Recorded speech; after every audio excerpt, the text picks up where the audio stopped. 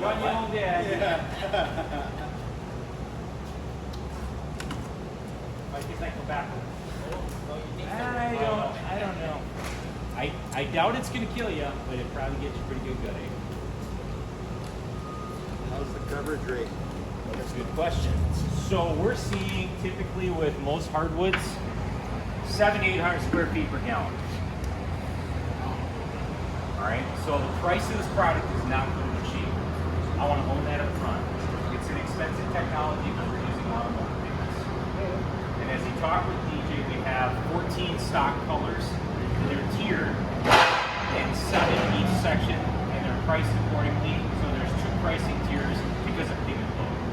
When we think about anybody who's ever bought an automotive pigment, anybody here know what I'm talking about? The price tag is like this compared to a traditional house paint. Well, we chose to use that pigment because we needed to do something to separate ourselves from the oil-based stain world. Otherwise, you're not going to do what we're doing. And when you see what I do with the Santos mahogany floor, I think you see the value of what we do with the pigment, why we chose it, what it's doing.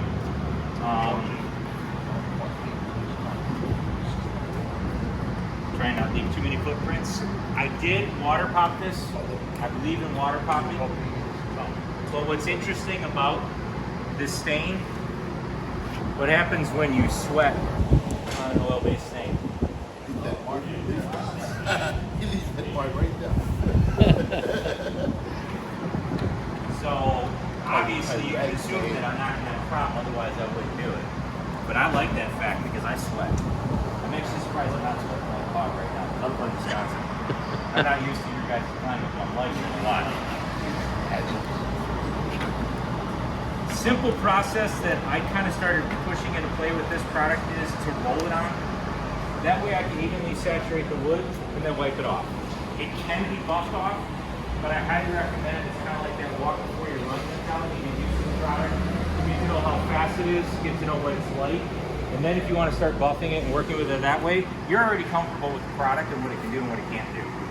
I will tell you that, like any stain technology, there are pluses and minuses. This plus is color, it's minus, it's a little faster, it's water.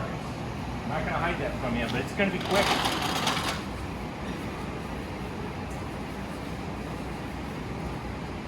How many of you guys are talking to your same now? Sometimes. Okay. So not on a regular basis always? When I started, we were doing, it was all ski wool in the beginning. After that, it was all hand wipe. And after that, it was carpet because you couldn't use steel wool that had reaction with water. But I did find that when I buffed in stains, I found my color wasn't as deep.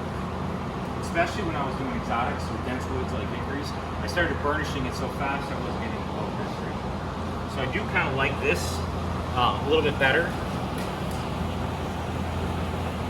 That's beautiful, Tim. What was it? What did you put in there? What? This is straight tobacco. Straight tobacco.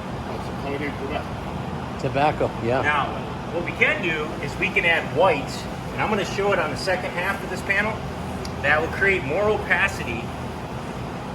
That will help even more in neutralizing your colors. And that's the other thing about the stain that we can do is we can have transparency, or we can create mass opacity. Everybody follow me on that term? See, my boss doesn't really follow me on that term. So.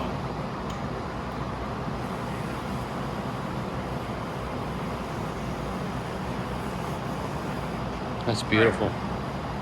For sake of fun and